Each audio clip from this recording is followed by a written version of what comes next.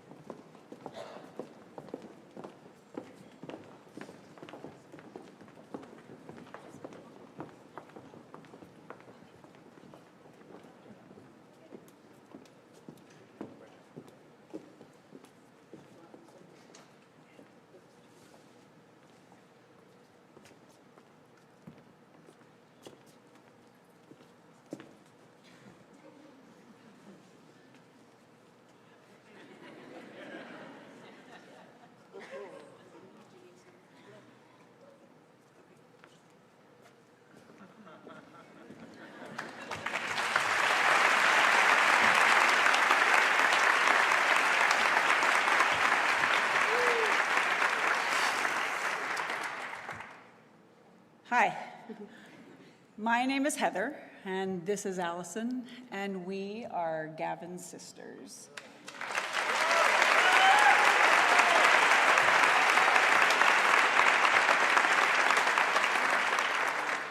And aren't we lucky? And aren't you jealous? Before we start, I want to make a couple of things clear. I want to make sure that you know that we will not be singing. A long time ago, Gavin dubbed us filler voices. So we're not going to sing. No. No. And we're also not going to act or dance. Because usually our comfort zone is down there or up there in a chair, warm in that chair, while a bunch of you guys are up here doing your thing. So we're gonna refrain from those things. But we're here today, along with our amazing parents who are so strong.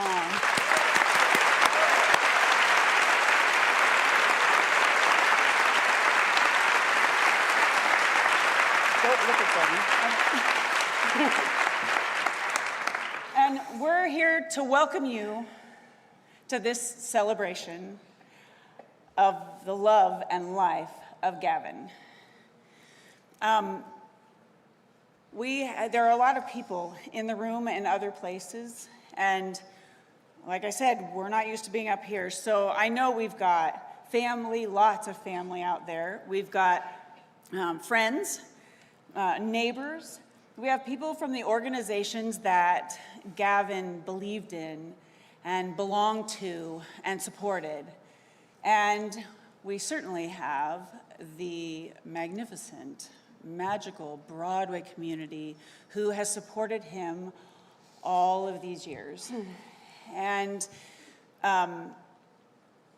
there are people also, I think, along with all of us, out there at another theater, maybe? And like overflow, we're like, no, we won't fill a theater, and there's overflow, and people are streaming online, and it's just amazing. So I'd like to say that tonight is going to be both joyful, and there's going to be some sorrow.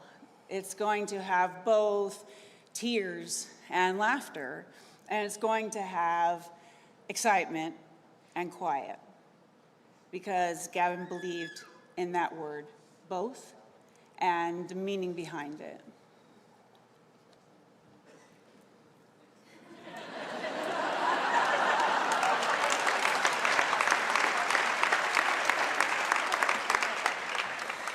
Writing and meditation were an integral part of Gavin's daily practice, and he passionately protected time in his day to do both of those things. They provided him with, among other things, time for introspection, self-reflection, calm, peace, acceptance, and a connection to something bigger. We were privileged to see much of the result of this in his musical Walk On Through.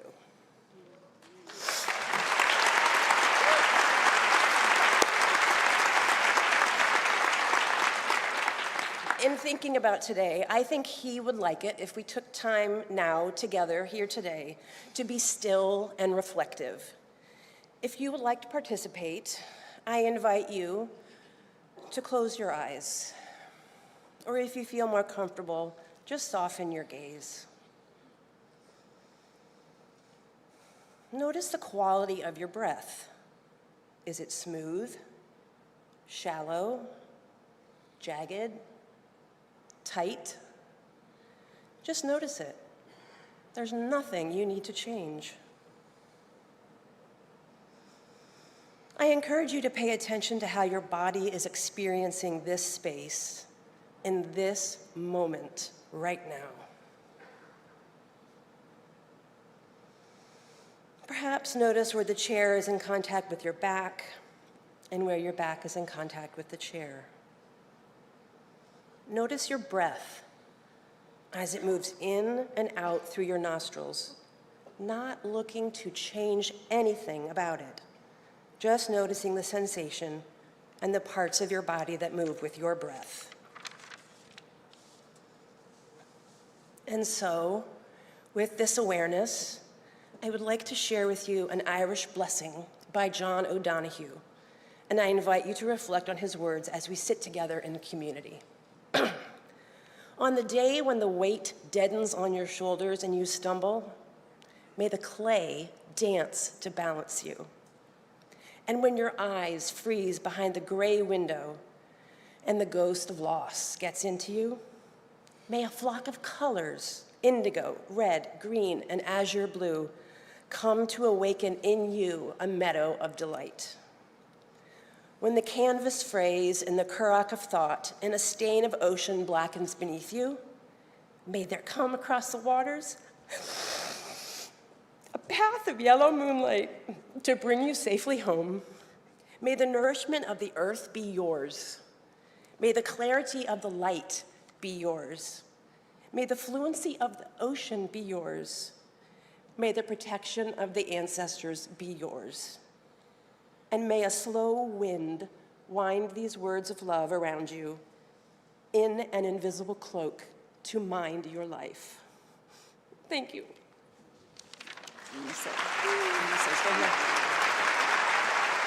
Oh, I get it back. So before we begin, we'd like to thank everyone who made this amazing celebration possible. And we'd like to reach out to everyone who is here in this moment, present with us for the next hour or so.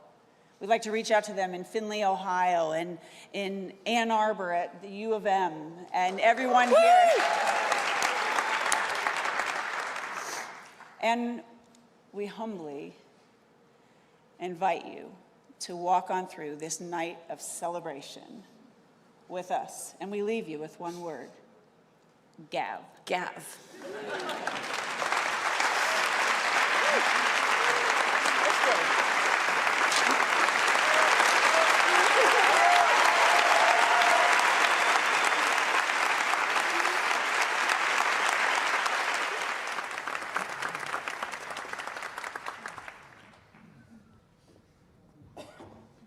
Good afternoon.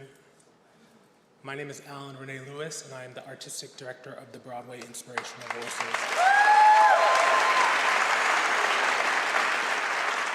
It is an honor for us to be here today to celebrate the life of our brother and friend. Today we will be singing Sunday from Sunday in the Park with George. This song is the last song that Gavin sung alongside his BIB family in 2020 in a pop-up performance as we brought hope to the community during the shutdown. Before we sing, I'd like to share a few words from our founder, Michael McElroy. Gavin was a member of BIV for over 20 years. When he wasn't actively singing in the choir, he was supporting the choir in every way possible. He believed in BIV's mission, and with his talent, financial support, passion, and time, he committed to ensuring BIV continued to thrive and grow. So many in our community carry the hurt and harms of not being accepted in religious spaces. Gavin understood the importance of a spiritual space that was open to all. He knew an open door where all could come and be healed through the true message of gospel music, love, acceptance, and joy. We will miss Gavin's talent, commitment to the choir and community, but mostly his light. Gavin brought light into every space. We will hold his memory in our hearts and never forget the light he brought to us all. Thank you.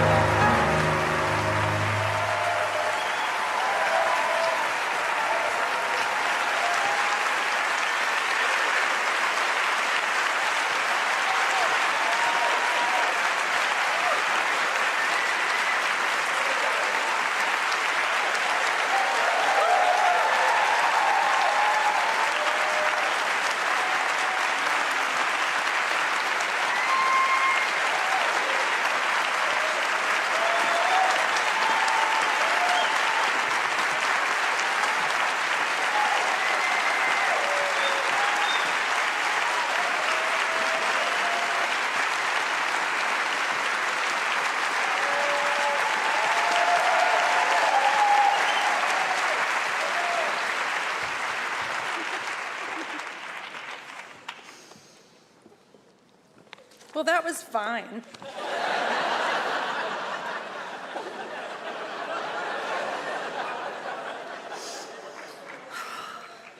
Okay. Thank you. I've done nothing yet. My name is Sarah Bareilles, and thank you, yes. And I, like the other 1,700 people here in this room, was Gavin's closest friend.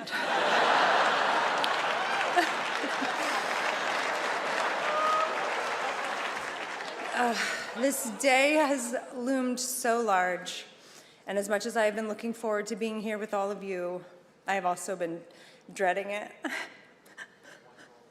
I'm not a crier, I don't know why this is happening. It carries with it a sort of declaration of finality that I'm not really ready for, but here we are. And I want to just quickly say that we are here because a team of wonderful people stepped forward and said, how can I help? What can I do? Many are listed in our program, but it was a colossal effort, and we're so grateful for the contributions of so many. A few I just want to mention in particular have shouldered a lot, so we would really not be here without them. So thank you to Nicole Castrinos, Teddy Bergman, Devin Kudell, and Cody Renard Richard.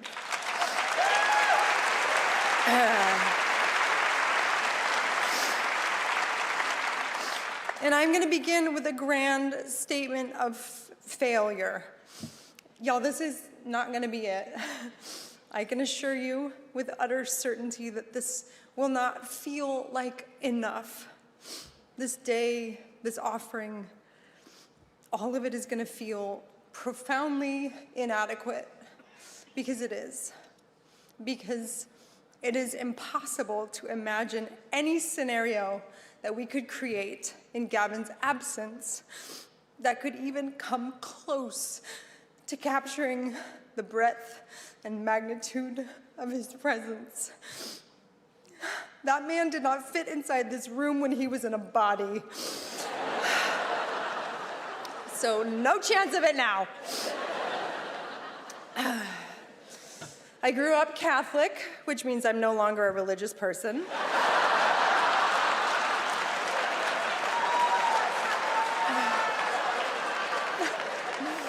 But I can't help but think of a short piece of scripture that says, "For where 2 or 3 gather in my name, there am I with them." I shared Gavin's complicated views on religion and spirituality, but as we gather in his name, I know Gavin is here too, and I specifically asked him to haunt me, so if anything weird happens, it's mine.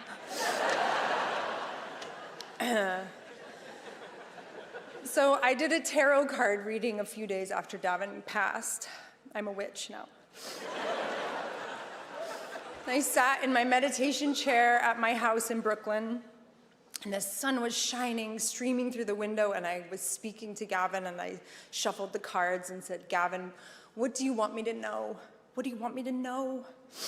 I touched every card in the deck as I laid them out. I just kept asking that question over and over again. What do you want me to know? I pulled 3 cards, past, present, and future. The first card I pulled was upside down, so it looked like this rainbow-colored ancient oak tree with this network of multicolored branches. I realized it was upside down, and I flipped it over and saw it was actually a giant redwood tree with this massive, colorful root system. This card is about joy, childhood, family, connection. It felt like Gavin's essential spirit. The joyful one, the childlike one, the connector. The second card I pulled was the Chariot. It's a beautiful sketch of a horse facing forward, and it represents righteous deliverance, holy transition into truth, a card of one's becoming. I sobbed as it felt like it was naming the fact that Gavin was somewhere else now. But it was soothing and comforting to see because it was so beautiful and because I was really nailing this tarot card reading.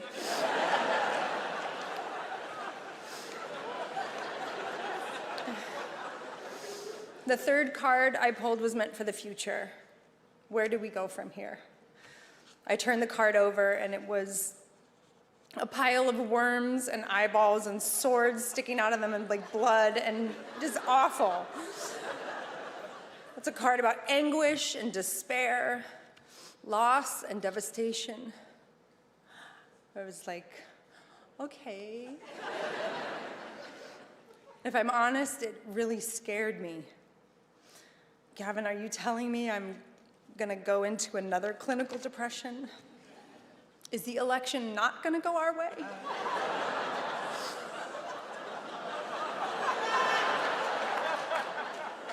So I asked for clarification in another card.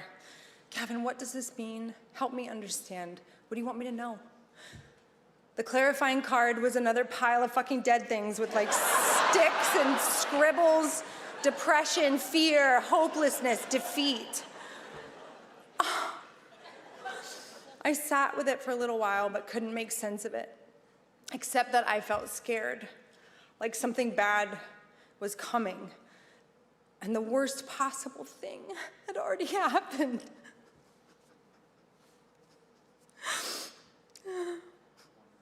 I called Celia, as I do most days, one of the greatest blessings to have come into my life because of Gavin. I've never once been let down by her wisdom or her ability to synthesize the world and make sense of it. So for sure she wasn't gonna be stumped by a fucking tarot card deck I got at Urban Outfitters.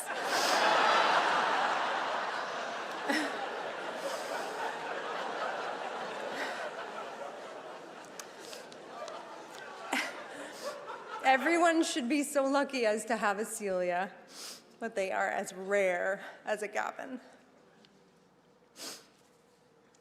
She listened thoughtfully as I told her the story of pulling the cards, and then she said so plainly, I think he wants you to remember his darkness.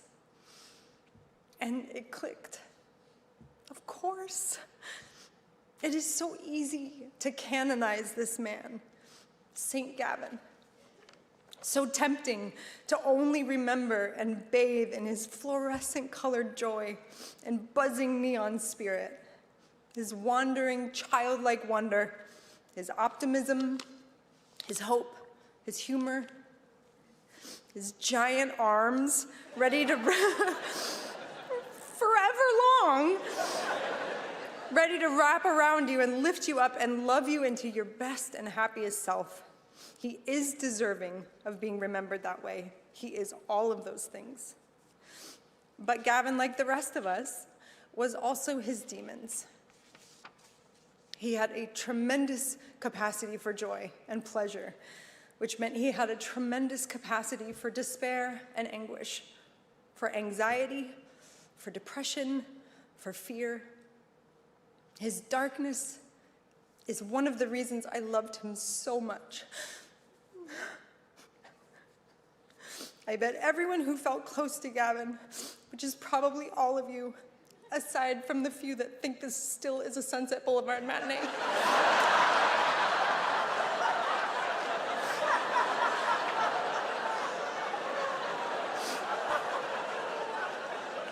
It is not. She's not coming.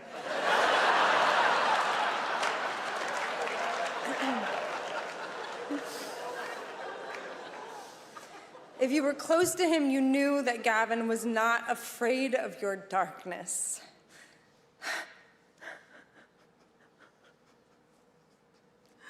Or your sadness, or your jealousy, or your pettiness, or your ugliness, or your fear. He would pick up pints of ice cream and put up Christmas lights and sit in the muck with you. This is when he was still eating sugar.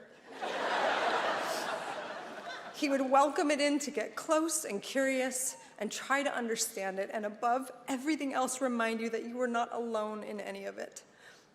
Gavin deeply struggled with his own loneliness and fear. And it was not in spite of these parts of himself, but because of them, that he was able to show up wholeheartedly to remind us how worthy we are of love, not only in our joy, but in our sorrow too. We get to be both. Darkness and light, despair and hope. We just have to try and be true. He was perfectly imperfect, a whole complicated person who's shown the great supernova of his love on so many people. Not because it was a cloudless sky in there, but because he was full of storms and weather and the truth of being human. And he recognized it in you, and he loved you for it. And he knew it was a privilege to see it at all. Future card, where do we go from here? In his absence, in his name, we might remember to just keep showing up. Again and again, bearing witness to the darkest parts of each other and ourselves, and just love them. Because most of the time, that's more than enough. I love you, Gavin.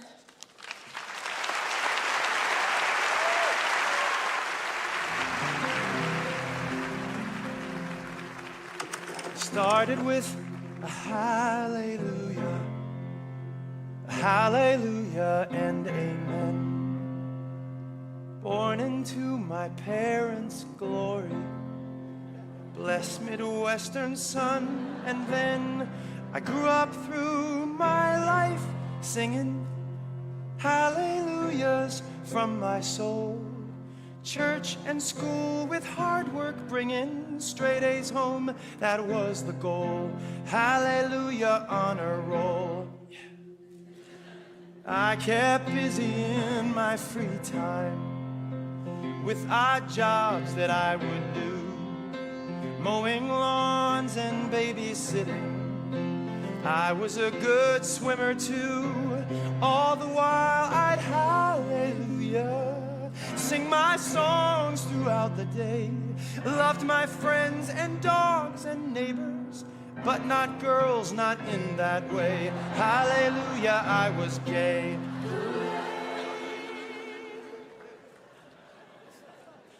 Then one day when I was singing, something whispered in my ear, there is more that's out there for you, but you'll never find it here. I hear your stories, and I know your lessons well. In you lies salvation, the Gospels foretell. Son of the Father, light of the earth. They say if I follow, I'll find my rebirth. But here now I question, though strong is my will, am I to be lonely if I can't fulfill all that you require and ask me to say? Lord, if I can't, will you turn me away? 'Cause you hold an unfinished world in your hand, but they say thy will is all done. Soon they will go to your promised land, but I'm not a welcome one. They say not you, my son, made in your image. Yes, I am said to be. Well, if this is true, Lord, then you should know me. And my heart is holy, and my love is true. For this is the way I was made by you.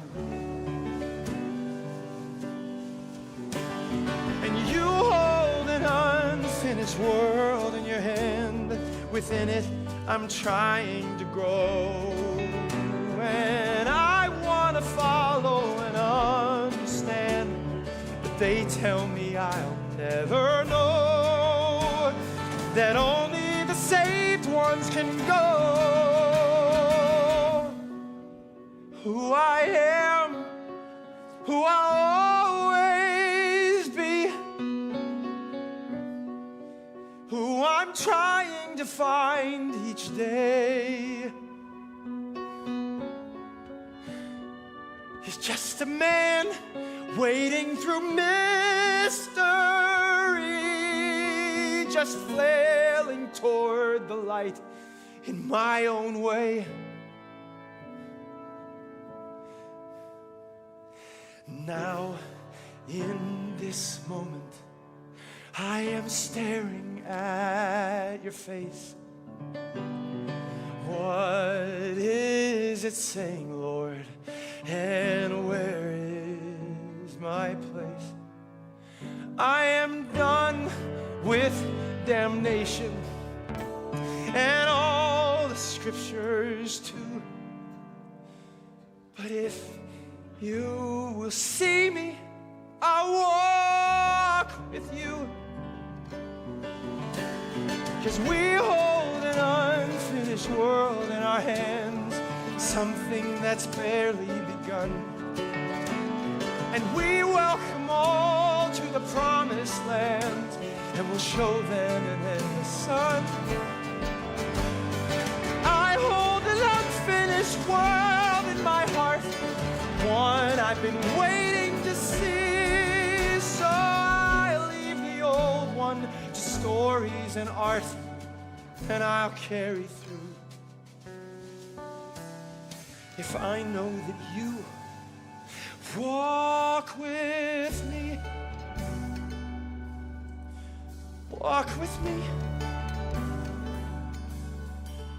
walk with me, walk with me. All I can do is walk on through. All I can do is walk on through. All I can do is walk on through. All I can do is walk on through. Thank you.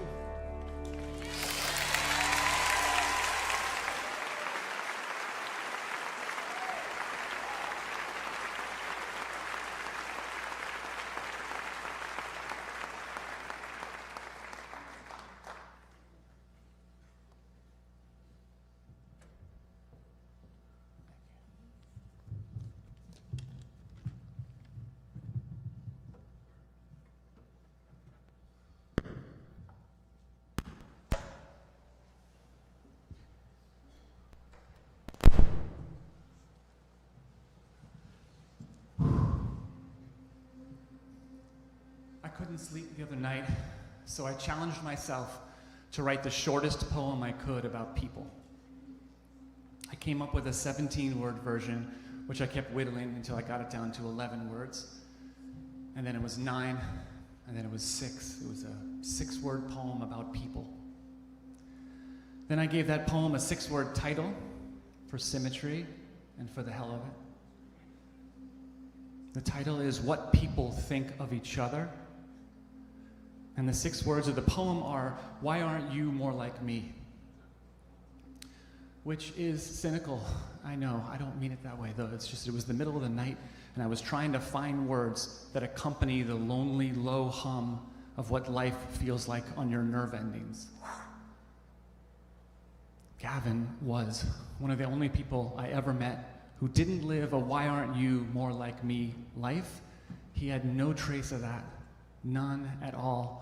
The question for Gavin was not why aren't you more like me, but instead, who are you?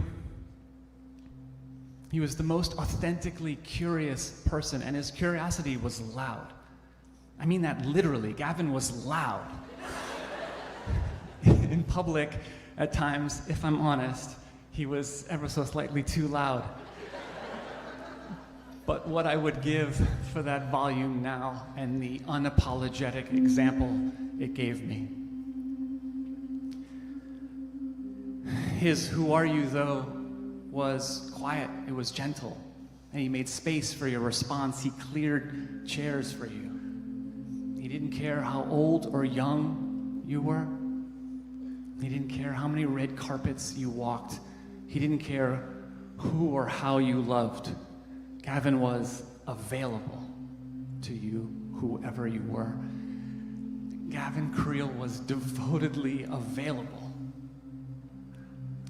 And I'm guessing that so many of you here today know this because you knew him, and those of you who knew him know that for him it was always, how can we be more like the most innate and least impressionable version of ourselves, the raised by wolves draft of each of us?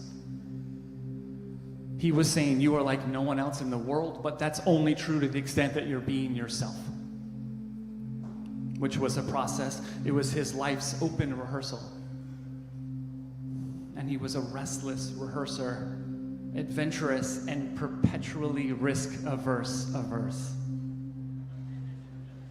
And above all, Gavin realized that the whole human experiment falls apart unless you make a collection of compassions and astonishments, and you carry them with you tucked into your ribcage, and you use them to breathe. River rocks are showing. I was asked to speak today to remember Gavin.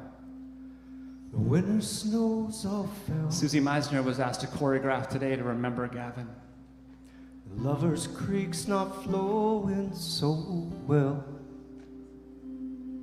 The city clock is tolling in the dimming light, and somehow love was stolen tonight. Three of Gavin's closest musical collaborators, Madeline Benson, Chris Peters, and Robbie Roth, were asked to play a song of Gavin's today. Yes, they were asked to play a song today of Gavin's to remember him. It's called Unspoken Heart. The five of us were asked to collaborate, and we asked some friends to join us.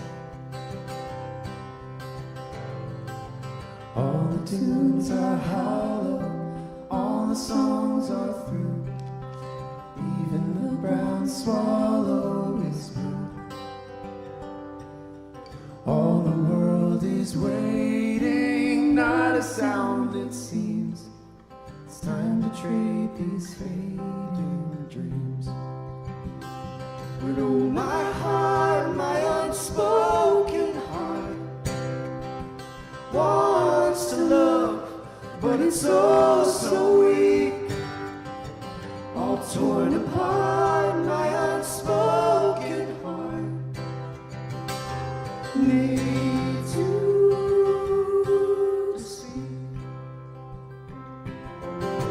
Will you not remember how I thought you cared? From that first September we shared, but all the ground I traveled gave away to fear, and that's why we unraveled here. But oh, my heart, my unspoken heart, wants to love, but it's so weak. All torn apart, my unspoken heart needs you to speak.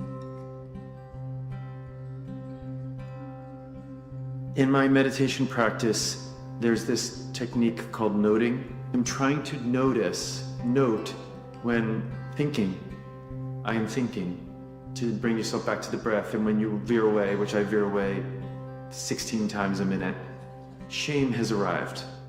Shame is here. I am not shaming myself, but that shame has arrived. Fear has arrived. Anxiety. The way that shame wins is if it gets to call me what has arrived. You're embarrassed. You're an embarrassed person. that it gets to name me, the thing that I'm feeling. And another one of the noting things is, oh, I'm feeling. It's okay. Try to get back to the breath. You're feeling again. This is just feeling. And it's for me, it's just that practice. Suffering is a part of life, which connects me instantly to every other being in the world. The only thing I want to do is demystify the distance between you and me. Everyone else experiences suffering, so I am not alone. I am suffering. It is here. And eventually, if you sit with it, if I sit with it, 90 seconds later, I'm breathing. I'm like, okay, I'm ready for an ice cream pop. All the sky is gray now, no Jupiter, no moon. Hoping any day now comes soon. But all we are is frozen and evermore will be. I wish you would have chosen me. And oh, my heart, my unspoken heart wants to love, but it's oh so weak. All torn apart, my unspoken heart needs you.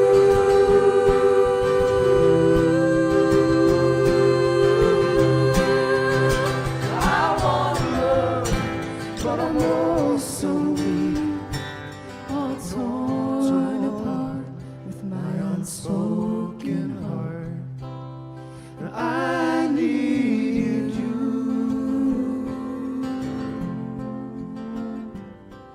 to speak.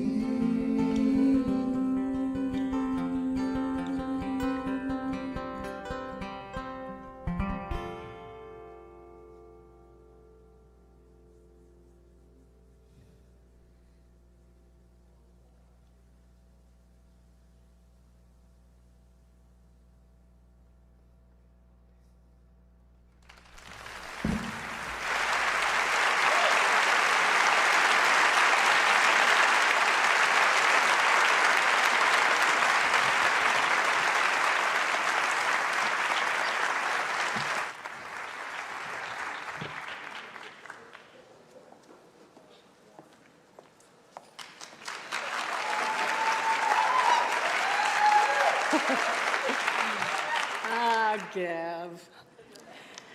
Sarah Bareilles, if your first career doesn't work out, I think you have a place in stand-up comedy. Definitely. Just saying. 30 years ago, something incredible happened to me. A young man of 18 years old walked in the room with a smile that lit up the space. And then he humbly said, "Hi, I'm Gavin Creel." He stopped for a moment, and then he began to sing. I knew in but a phrase I was bearing witness to a talent so rare, so extraordinary. There was an uncanny connection between this voice of spun gold and his beautiful heart. Indeed, there was no doubt this voice, this essence, was going to impact our world in a profound way.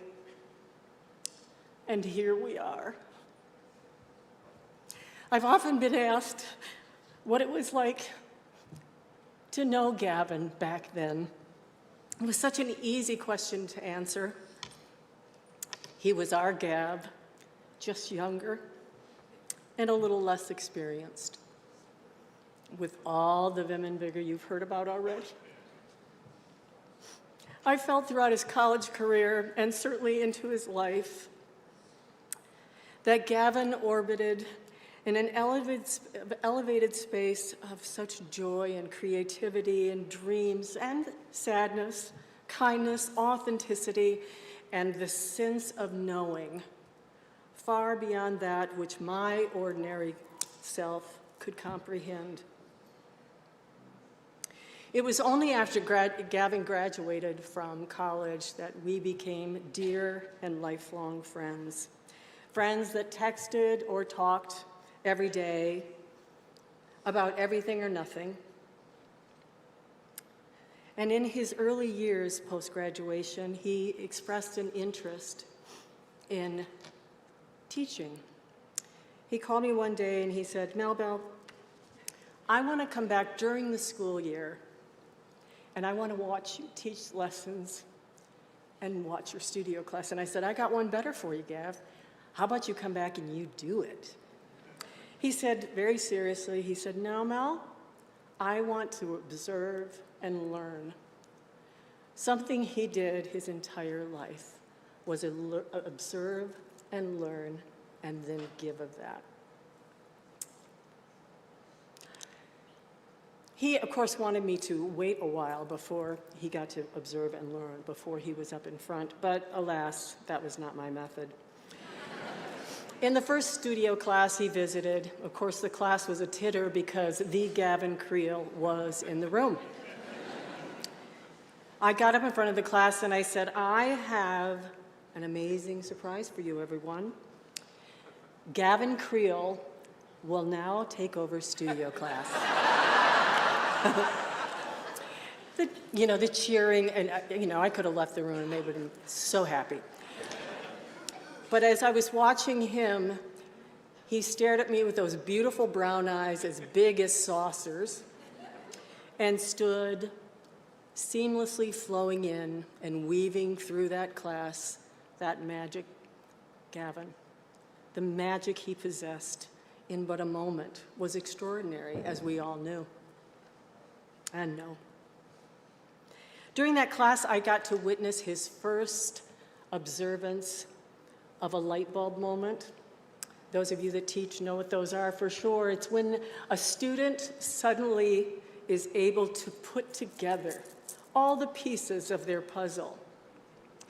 And in that moment, they're left with possibility, and that light shines from them, emanates from them. He was hooked after that happened.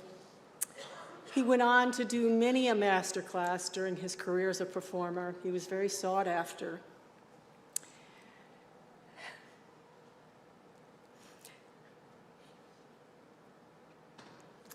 And not even a year ago, I was so privileged to just watch, observe, and learn. He held that room like none other, with joy, with care, with laughter, with confidence, with a reverence to our art form. He gently pushed young people from their comfort zone with a silent blanket that said, "No worries, I got you." He led them to their possibilities, their dreams, not their limitations. He allowed them to embrace and fall in love with their true selves, with their true voice here and here. As I sat there, I was simply mesmerized. And a feeling came over me of the completeness of our circle. First his teacher, then his forever friend, and now his colleague. In one of our conversations long ago, he called up and he said, "Melbell, I've come across 4 statements, and I'm going to say them in front of the mirror every day. I want you to do that too." Does that sound familiar? Yeah. I said, "You got it, Gav. What are they?" He said, "Here they are, Mel. I am beautiful. I am powerful. I am enough. I will do my best." I would ask you if you will please join me in repeating those 4 things. It would make him so happy. I am beautiful. I am powerful. I am enough. I will do my best. Gavin Creel, you were so beautiful, so powerful, so more than enough. And you did your very best, until the day you left us. I love you and will love you with all of my heart for the rest of my life.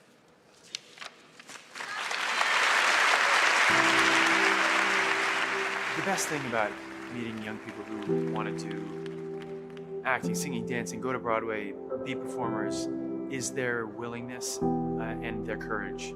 What they discover in that moment is inspiring to me and is inspiring, I hope, to them and to their classmates. So there's this amazing energy that like crackles through the room. And when somebody makes it, oh wow, I did that, or oh, I didn't know I could hit that note, or I just think that's the goods. That's what I'm lucky to be able to do for a living. And I hope that the thing I'm able to leave them with is possibility, for them to feel more empowered, and that I'm demystifying this thing that seems magical and untouchable. I was just talking to some of the students, and they're just so hungry and so wanting to get it right and so hard on themselves. And I think we all are in every profession, and especially this, when you're putting yourself out in front of people, and it's vulnerable. And I hope that when they come to the class, they leave feeling a little more possible and a little more powerful.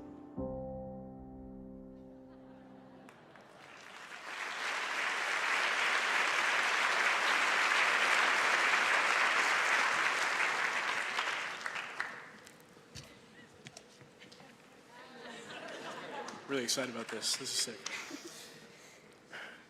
Imagine a day from the moment you wake up, it's total perfection.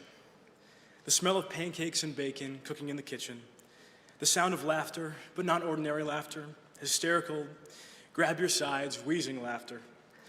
And the only rule is that the word no cannot be spoken. It is Yes Day, an annual tradition started by Uncle Gavin, our chosen family. For one day every year, anywhere we wished to go, anything we wanted to do, anything, the answer from Gavin was yes. The water park, the movies, the mall, the arcade, Gavin's lake house, yes. It was a tradition that we look forward to every single year. It was better than Christmas and your birthday combined. Uncle Gavin was Santa Claus in outpouring generosity, and Peter Pan in abundant silliness and energy. He was simply the best. My name is Gus Peterson. This is my twin brother Charlie and my sister Beatrice. Our mom, Catherine Burnell, was one of Gavin's best friends, and through her nearly 3 decades of friendship with Gavin, our family became the beneficiaries of the greatest chosen family member and uncle. Gavin was present on the days of our births, bringing all his zany energy and positivity.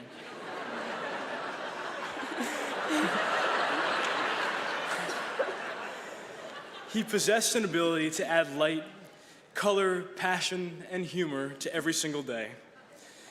And on this day, as we honor Gavin's great contributions to the world, we are humbled to be 3 representatives of the many, many children whose lives were made better by meeting Gavin Creel.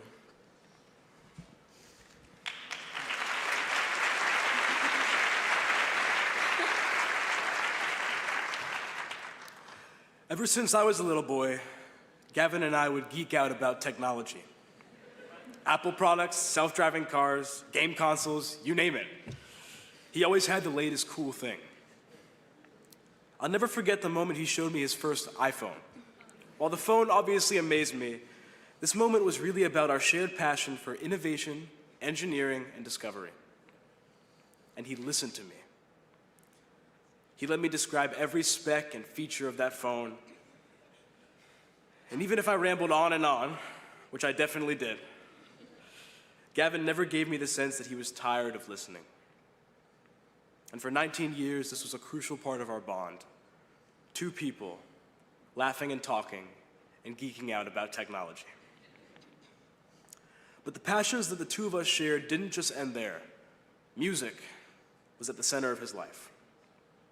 About 3 years ago, Gavin came to our house, sat at our piano, and played an excerpt from his show, Walk On Through. It was genius. And then, in his typical humble style, he turned his attention to me. Gavin wanted to listen to what I was learning on the piano. Before I knew it, the room was filled with Vienna by Billy Joel, Imagine by John Lennon, and tons of singing and laughter and joy. Gavin had a knack for listening and truly making me feel heard. He brought this kindness and this care into every interaction we had, and I'm going to cherish these moments for the rest of my life.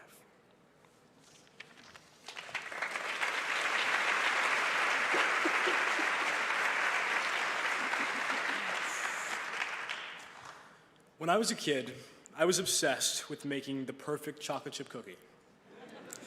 I was always working on a new recipe. Some of my best memories with Gavin are just us goofing off in the kitchen, baking cookies, and cracking up over the stupidest things. Of course, I'd burn the cookies, undercook them, and oversalt them. It didn't matter. Gavin was there, with a smile on his face, dance steps at the ready, and a joke in his back pocket, eating up whatever messed up cookie I gave him. That same spirit of joyous support was evident on the day I became an Eagle Scout, which is a big deal for me, and Gavin knew it.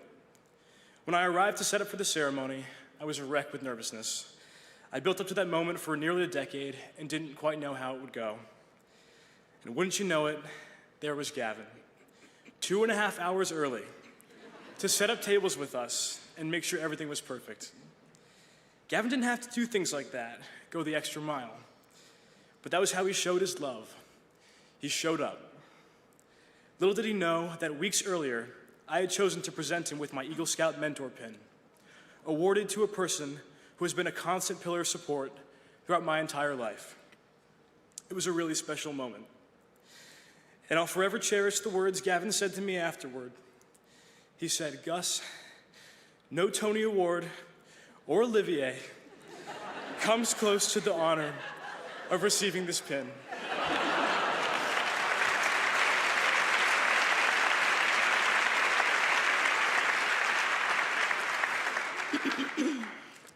Uncle Gavin.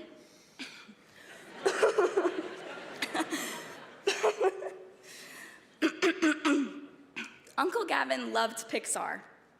Whenever a new Pixar movie was released, Gavin was urgent to see it and talk to me and my brothers about it. Every movie was a hit for us. The Toy Stories, Inside Out, Monsters, Inc., but Gavin's most favorite movie was WALL-E.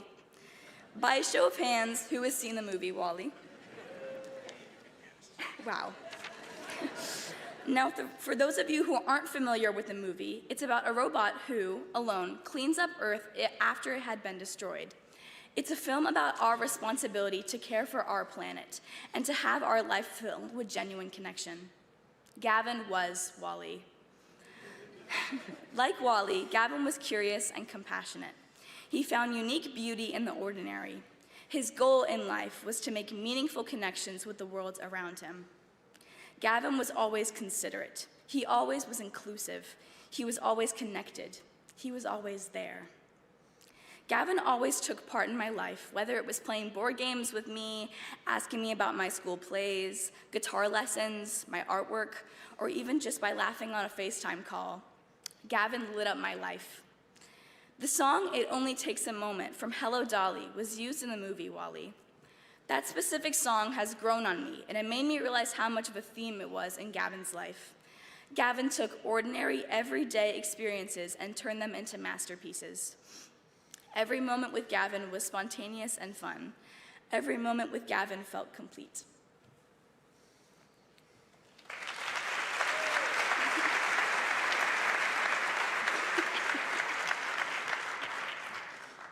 So the question remains, how do we move forward in a world without Gavin? A person that we have known our entire lives. How do we ever find peace in our hearts with the impossible loss of him? Perhaps the answer is we don't. We say yes to the pain because we've loved him so deeply. We say yes to the tears because we've laughed with him heartily. And we say yes to the hope in how Gavin lived, making moments into masterpieces.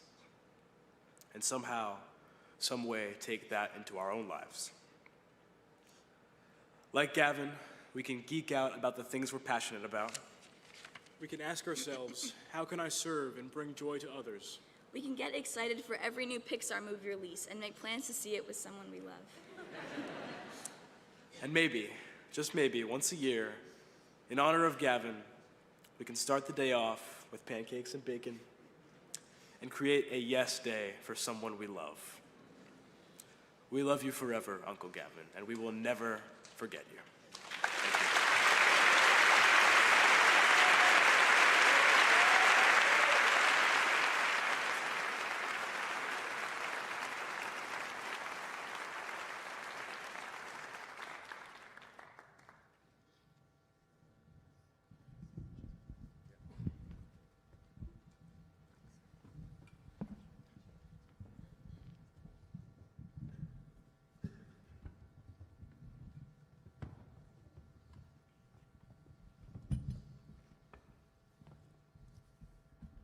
Hey, everybody.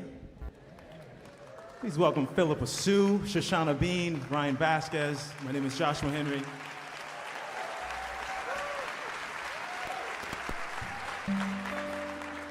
And we're going to share with you two of Gavin's favorite songs. Is that all right?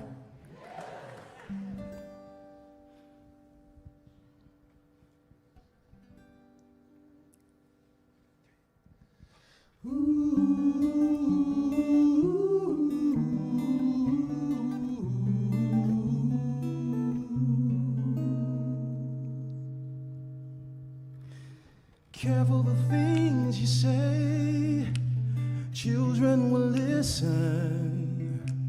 Careful the things you do, children will see and learn. Children may not obey, but children will listen. Children will look to you for which way to turn.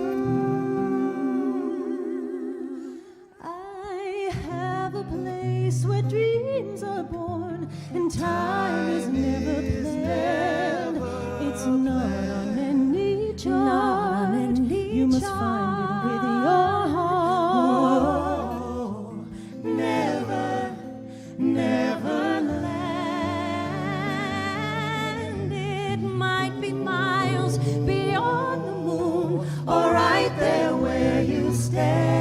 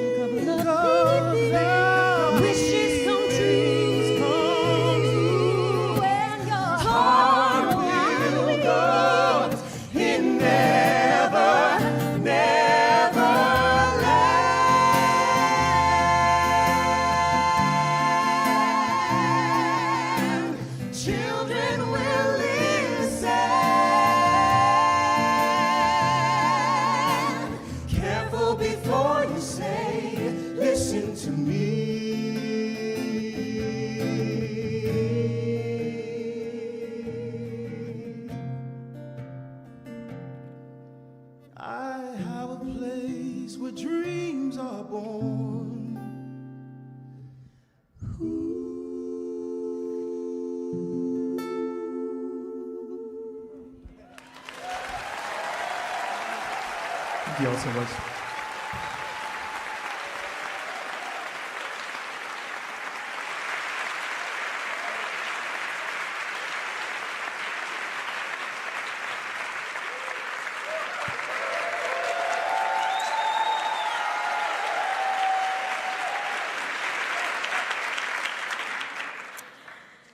I think Oscar Wilde said, "Where there is sorrow, there is holy ground."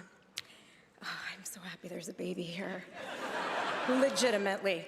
And I think there are a few people whose names I just have to say out loud who did particular tending to this holy ground. Mark Platt, David Stone, Tom Schumacher, Jordan Roth, ATG.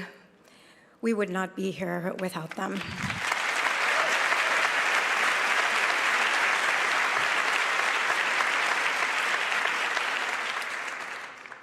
Okay.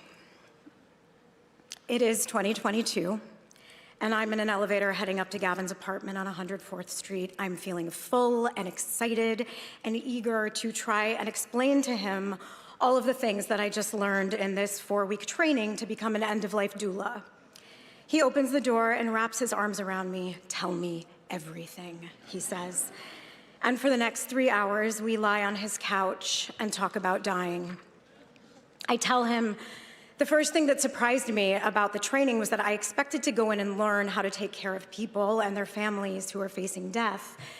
But it turned out almost the entire training centered around us meditating on our own mortality.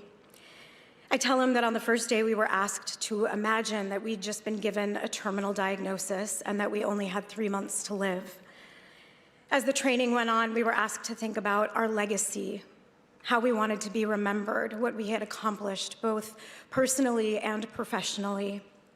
Next, they asked us to think about rugs, regrets, unfinished business, guilt, or shame, and how that often came up at the end of life. Were there any loose ends that we needed to tie up? After that, the training went into the dying process, the stages of dying, where we wanted to die, who we wanted to be there, sitting vigil. And then the last week was spent thinking about how the people that we loved could continue to embody or carry on our legacy after they were gone.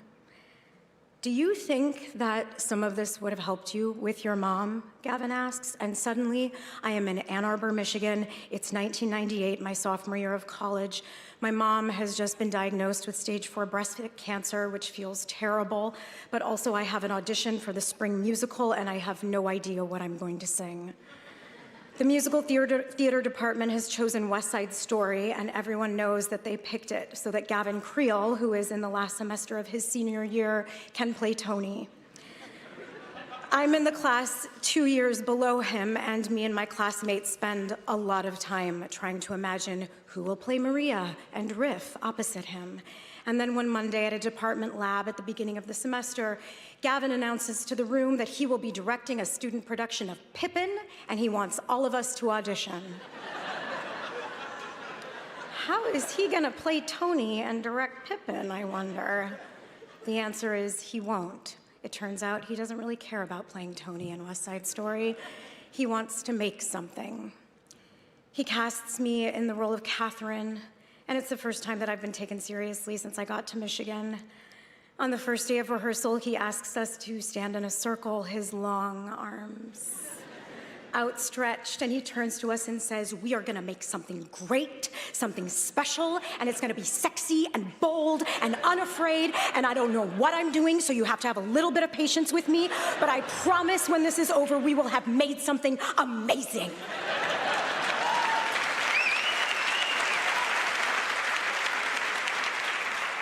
I feel energized, like I'm in a cult. He has us strut around the room to Madonna's Ray of Light, leading the way, confident, goofy, free. And as we follow him, we start to move out of our heads and into our bodies. In the next few weeks of rehearsal, he is full of ideas and inspiration. And the night before tech, he tells me that he's completely led me astray and that I should play Catherine like a human being, not a cartoon. The cult follower in me says, no problem. I would follow him to the ends of the earth. After I graduate, Gavin tells me that his roommate is leaving New York City and asks if I want to move in with him on the Lower East Side. There are 2 bedrooms, a shower in the kitchen, only 1 toilet, and it's in his bedroom, but he has a loft, so he won't hear me pee. It's perfect. In the apartment, we listen to Katie Lang, Bjork, and Joni Mitchell. We go out for breakfast around the corner at Cafe Jeton. We do an exercise regime called Body for Life. You know. He buys a black portable file box where he puts important documents and shows me how to organize my life like an adult. We string popcorn and cranberries on our tiny Charlie Brown Christmas tree that we buy at the bodega down the street. We spray paint the shower room silver and almost pass out from the fumes.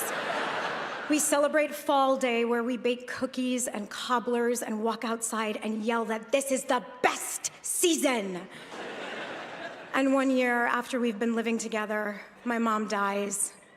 and we lie in a loft in his loft bed, and I tell him that I'm scared, that she's gone, dust, to which he says, "No way, she's everywhere."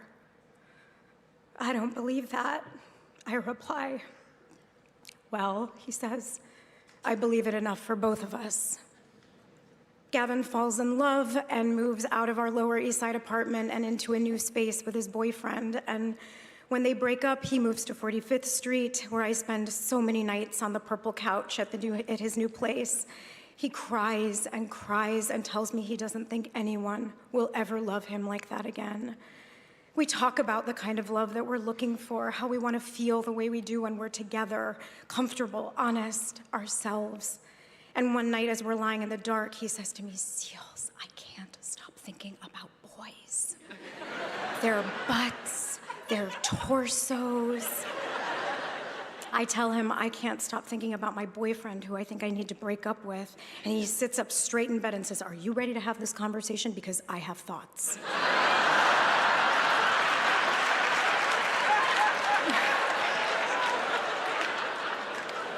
He moves to London to play Bert in Mary Poppins and convinces me to come and stay with him for 6 weeks since I've just finished a job and he has a lot of vacation days. "We are young. We have to do this." He says it over and over again.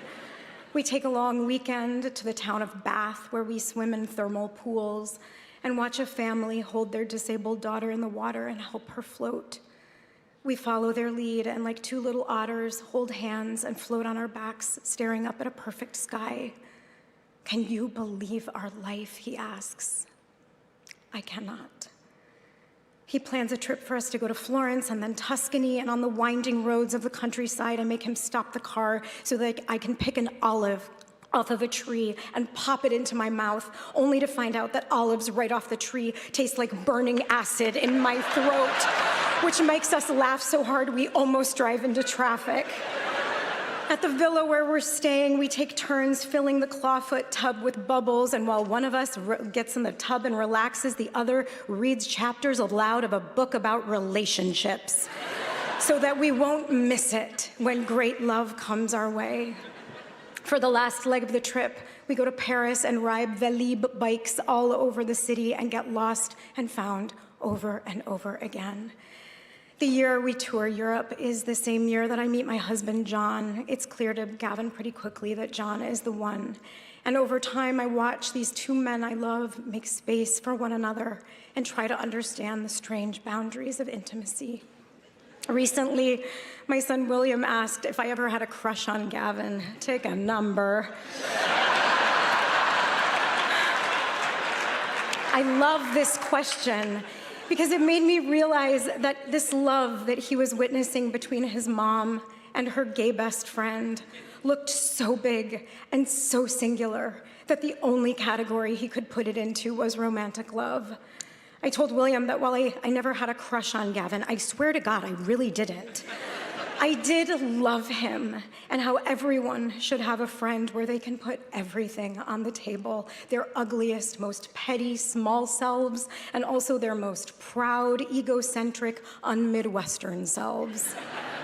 In 2015, when William is born, I watch Gavin step into a whole new role and build a relationship with my child that exists completely separate from me. He works hard to understand my exhaustion and discomfort in the early years of motherhood when I feel so lost and inadequate. He mothers me as I become a mother. Your mom would be so proud of you, Seals. And then it is 2020. I'm burnt out from finishing a year run of a show. He's just gone through a massive heartbreak, and we're isolated from the world for months and months. During this time, we hike. We hike around the lake at his house upstate. We hike all over Kingston and Woodstock and talk a lot about getting older. He's having a hard time with it, aging. We talk about our incessant people-pleasing and the mean way we talk to our bodies, about our fears of disappointing people, about the racial reckoning our country's experiencing, about his heartbreak and how sad he feels day after day, and why is he having such a hard time moving on. We have sleepovers, grown-up sleepovers with Sarah, where we sit and cry on the couch and wonder how we're ever going to get through this, and then we wake up in the morning and face the day. And on the days when we aren't together at 9 p.m., we get on a FaceTime and check in. I am never in closer contact with Gavin than I am during the pandemic. How could I have possibly known that that impossible time would turn out to be one of the greatest gifts of my life? And now it is July 2024, and I'm sitting in a hospital bed at Memorial Sloan Kettering, rubbing Gavin's feet. I am trying to be both his end-of-life doula and his best friend. I think about my training and the attention that we focused on legacy, and I ask him what he feels the most proud of. He talks about his love for his family, Jim, Nancy, Allison, Heather, and Jen. He reflects on his amazing friendships.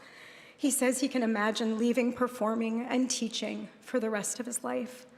He is so proud of Walk On Through that was produced at MCC earlier this year and wants it to have a life after he's gone. He is so brave amidst so much pain. And he's also scared and anxious and tired. I start to ask him about rugs, but before I get the words out, he gets quiet and closes his eyes. Seals. I have no regrets. I did everything I wanted to do. It was a pretty amazing life. I just wish I had more time.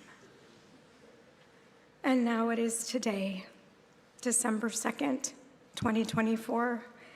And I'm here with all of you in this glorious, complicated hellscape of a country, surrounded by one another in a theater, with our grief and our love to connect us. And we have that thing that he wanted, more time. What are we gonna do with it? I can't stop thinking about this. The last phase of my training. How are we going to honor his legacy? In the last 4 years of his life, Gavin spent an enormous amount of energy interrogating old patterns of behavior and trying to understand himself better. It was something to behold.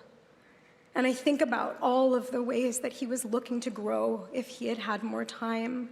Above everything, he was trying to cultivate greater self-compassion. And I wonder, in honoring him, what it looks like for all of us to do that too.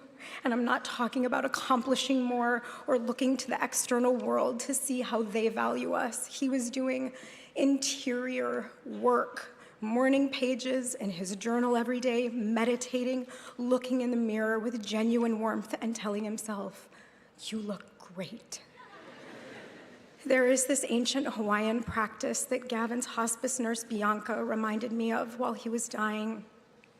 It's simple, and it's meant to improve our relationship to ourselves and remind us that we're all connected. It goes like this: I'm sorry. Please forgive me. Thank you. I love you. I said this over and over to myself and to him in the last days of his life, sitting vigil next to his bed. And I think we should say it too. Is that weird? It might be, but just close your eyes and say it to yourself. I'm sorry. Please forgive me. Thank you. I love you. I'm sorry. Please forgive me. Thank you. I love you. What if we love ourselves with the magnitude that Gavin Creel loved the world? Recently, when I've been feeling sad, I use his voice to talk to myself and remind myself that I'm worthy of love. Every single one of us here is worthy of love. And if we want to honor Gavin, I think that we can work to believe that. There will probably be some days when we won't believe it, but on those days, we can just summon him. in the parts of ourselves where he still lives, or we can look at the way that the sun casts its light on the building or the shape of the moon, because he is everywhere, and I believe that enough for all of us.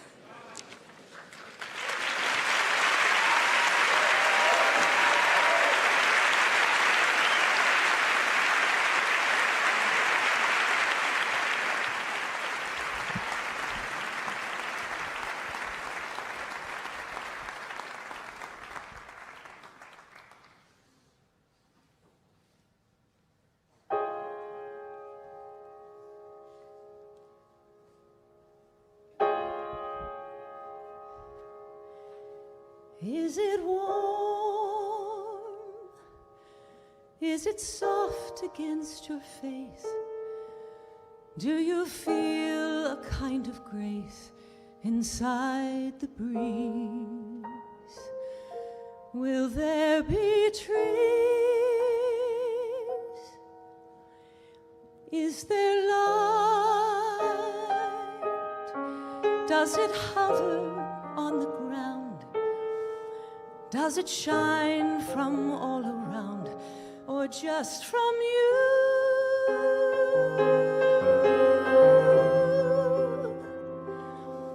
Is it endless and empty, and you wander on your own?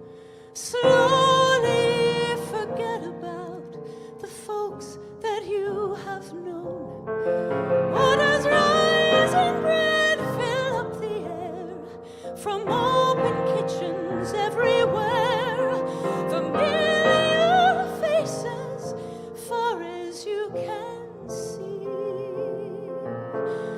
like a family.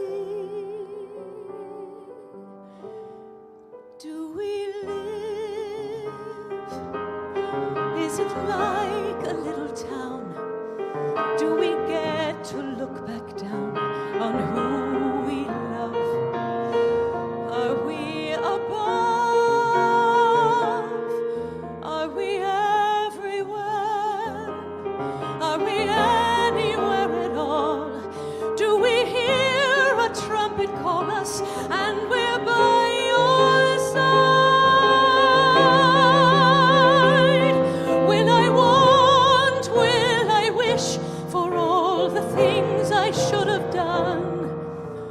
Longing to finish what I only just begun? Or has a shining truth been waiting there for all the questions everywhere? In a world of wondering, suddenly you know, and you will always know. Will my mama be there waiting for me, smiling like the way she does, and holding out her arms as she calls my name? She will hold me just the same. Only heaven knows how glory goes, what each of us was meant to be. In the starlight, that is what we are.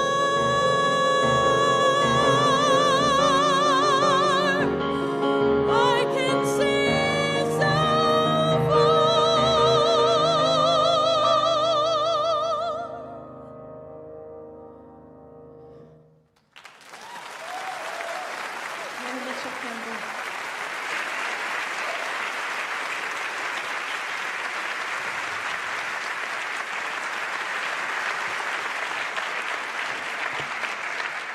Ooh, this isn't fair. Thank you so much, Kelly. Hi, everyone. Good evening. Good evening. Yeah, thank you. Yes.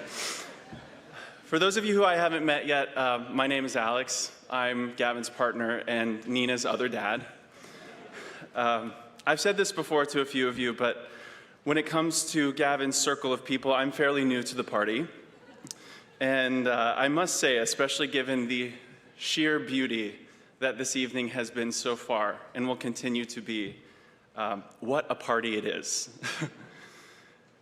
When Gavin and I met, everybody around us seemed to know that our relationship was something more significant before we did. Once we decided to dive fully into those feelings, which did take a second, we admitted that we both felt we were kidding ourselves for months. And only then did we realize what we had found. I can confidently speak for the both of us when I say falling in love with each other was one of the easiest things either of us ever did. Now, after our albeit short but absolutely surreal time together, putting our relationship into words feels damn near impossible, but I'm going to do my best. Now, I'm not one to brag, but if you missed us together, you really missed out. We were ready for a life together. He hated filling up the ice cube trays, so I would do that. And I hated typing in the emails and passwords on the streaming devices, so he would do that. And it was very clear very quickly that we worked well together, and we spoke a lot of the same language. In short, we found home in each other. We shared a love for cooking, baking, and hosting gatherings. Gav could whip around a kitchen like no one you've ever seen, whether he knew what he was doing or not. And we were always excited to share new food and drink with each other and or loved ones who would come to the house.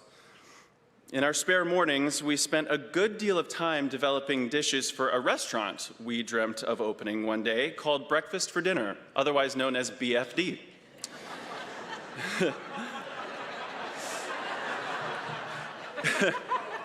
In our daydreaming of what life could someday be, Gav said he wanted to work at a diner, but he hated waking up early, so that wouldn't work out. We came up with the concept of a dinner joint that opened at 4 p.m.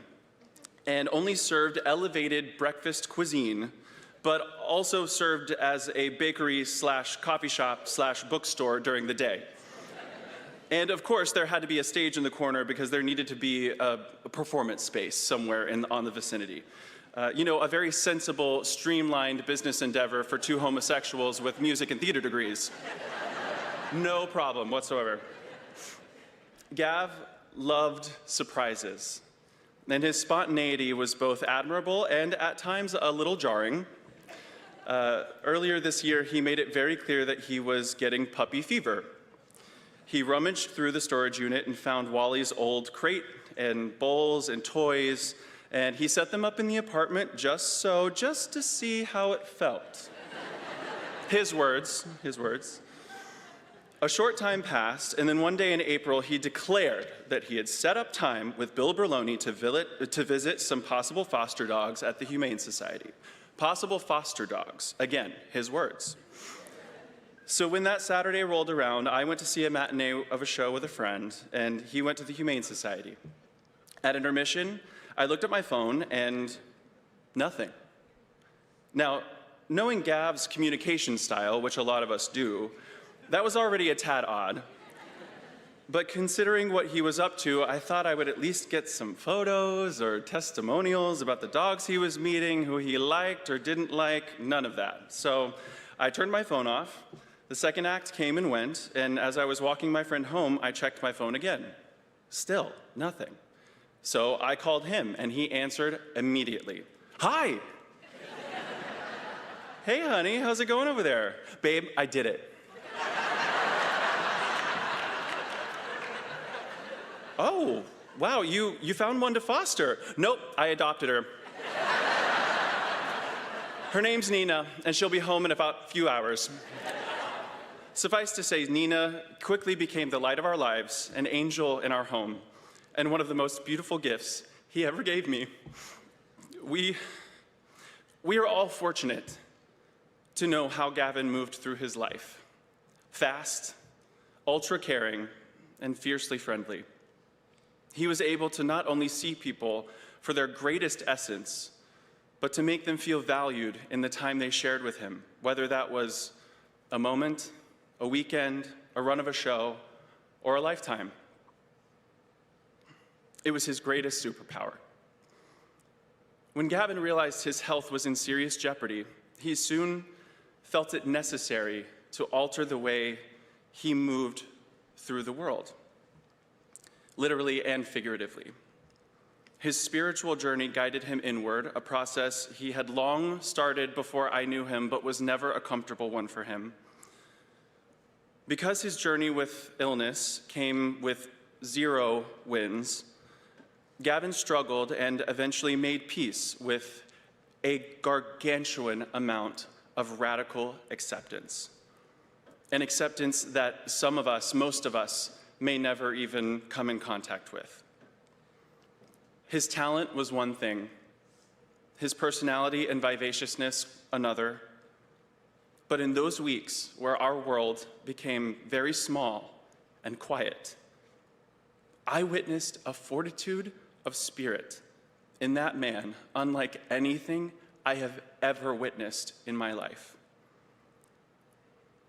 A few Sundays before he passed, we were settling into a quiet morning, not unlike the ones we used to share before he was diagnosed.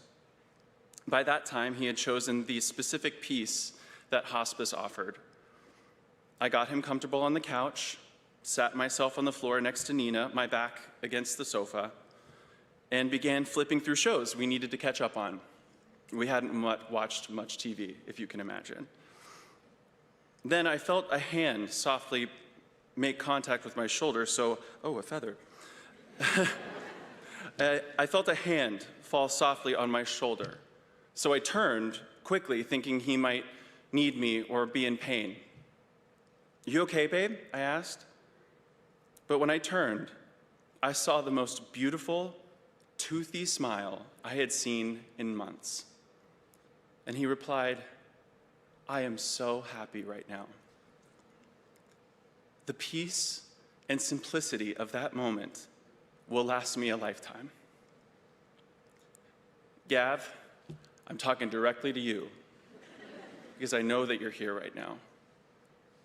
You are the strongest, bravest person I have ever met. I will continue falling in love with you every day for the rest of my life. And I promise you, I'm not going to miss any of it.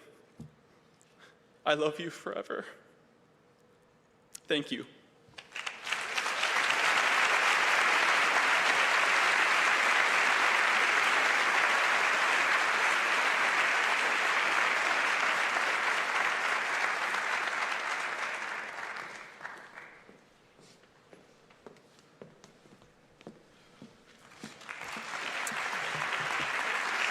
Oh, thank you. It feels like we are about to give away an award.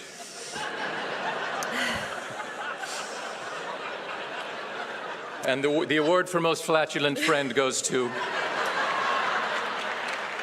I mean, we've been here the whole time and no one has mentioned Gavin's farts. So if we're going to honor him, and let's be honest, he farted on stage a lot and it was terrifying.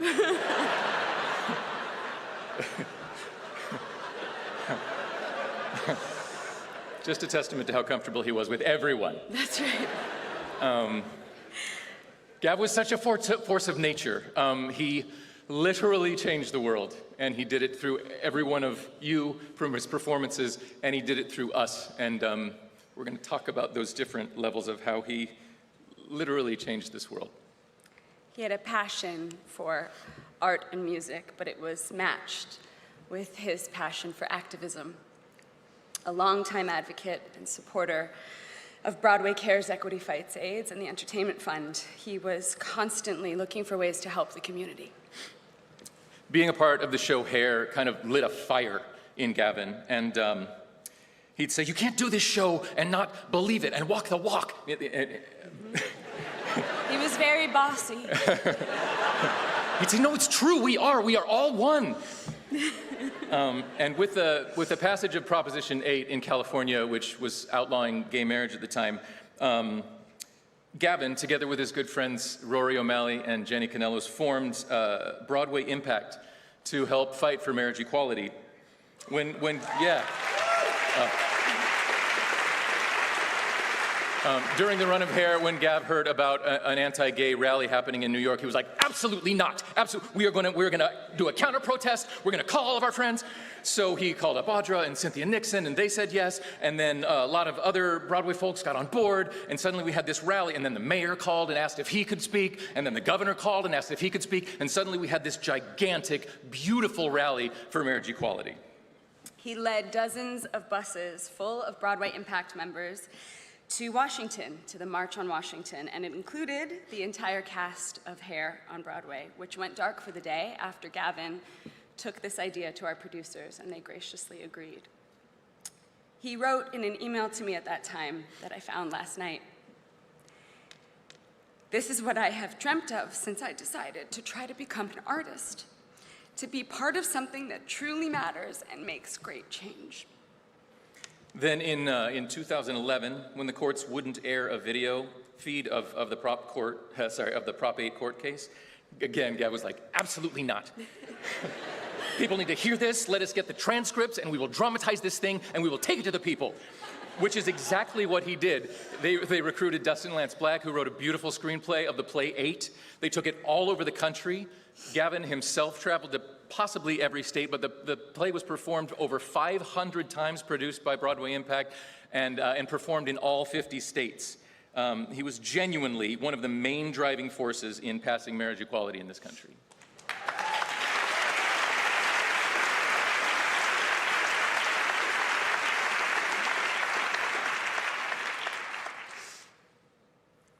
Yeah, I'll talk, okay. Yeah, you go. He just changed us all. Anyone that came in contact with him, I'm talking about the stage door. If you just met him, he made you feel seen.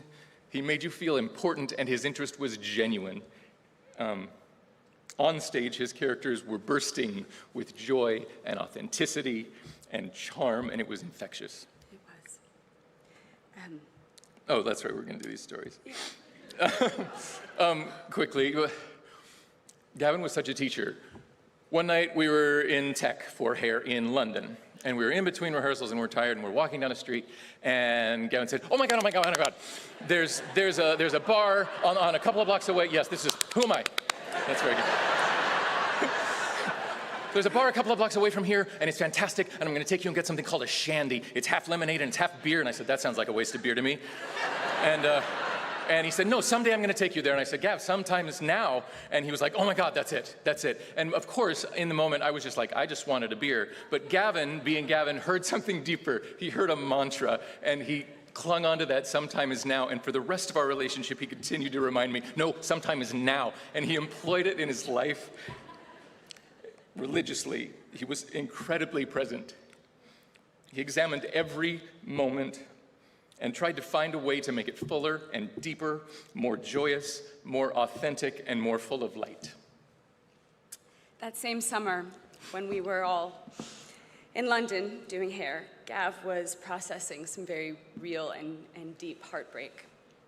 And he was really leaning on his close friends. And there's a photo from a day off that we spent wandering around Primrose Hill. And there's my tube map. And it inspired a song that he wrote for a couple of us called Kindness. And it was about how, in the depths of his own sadness, Gavin was held and helped by his friends. In the lyrics of the verses, he wrote about how difficult things were for him and how low he was feeling. And the lyrics to the bridge have stayed with me since he passed in a special way. We will change and we will grow, and in this sadness know that love will change and break apart, but kindness heals the heart. And that was the thing about Gavin. He was forever able to zoom out and examine the world and his place in it. He was never about himself. He was always about the community. The chorus to that song went, and I am grateful, I am amazed.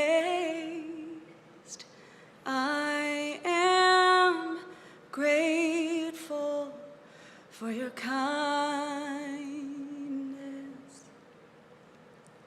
He was forever finding gratitude and kindness, even and especially when it was hard or when things seemed hopeless. And that's the most important thing I learned from him, and something I'll carry with me, I know, for the rest of my life, to find the gratitude, to lead with love, and to lift up the people around you.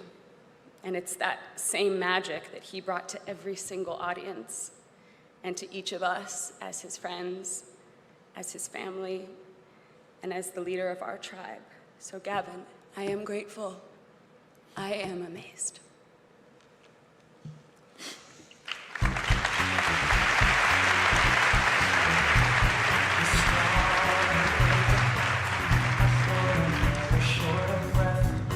Walking proudly in our winter coats, wearing smells from laboratories, facing a dying nation of moving paper fantasy, listening for the new total lies, with supreme visions and lonely tunes.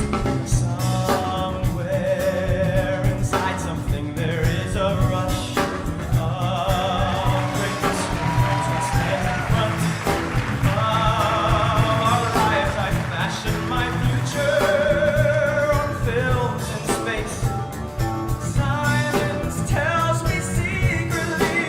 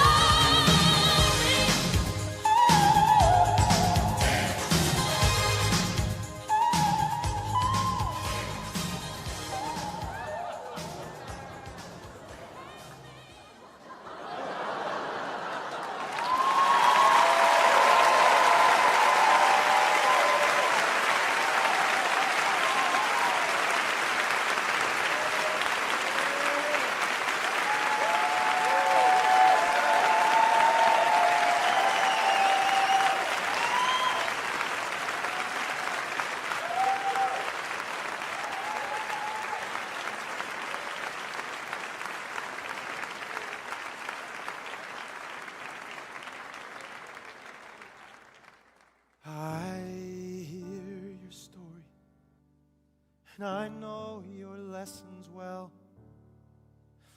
In you lies salvation, the Gospels foretell.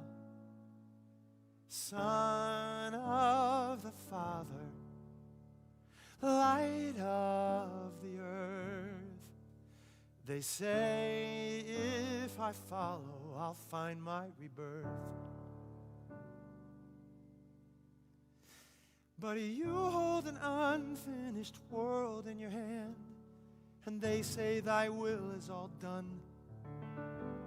And soon they will go to your promised land, but I'm not a welcome one.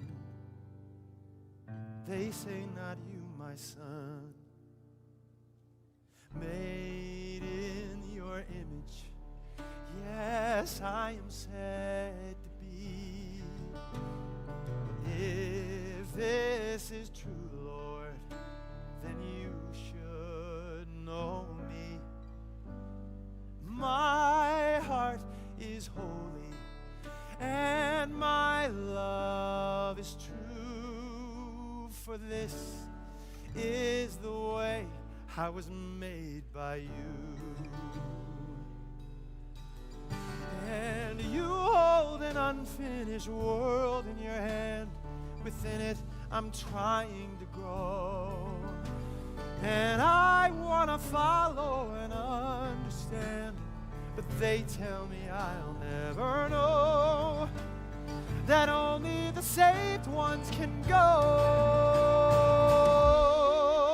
Who I am, who I'll always be, who I'm trying to find each day. I'm just a man wading through mystery, flailing toward the light in my own way.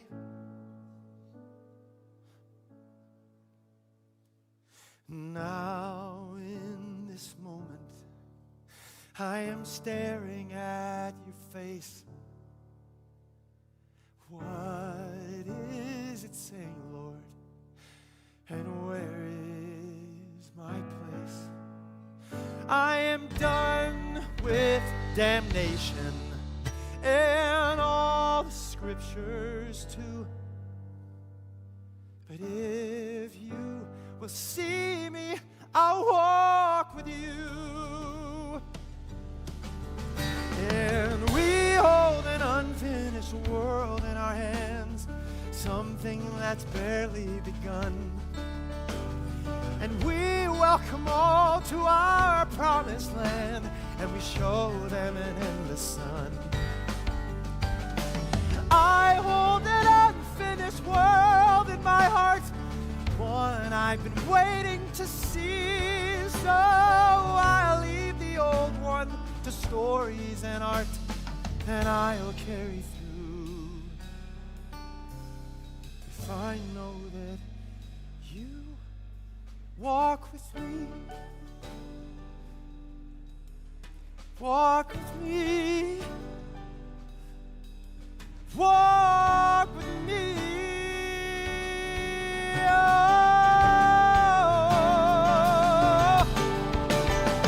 All I can do is walk on through.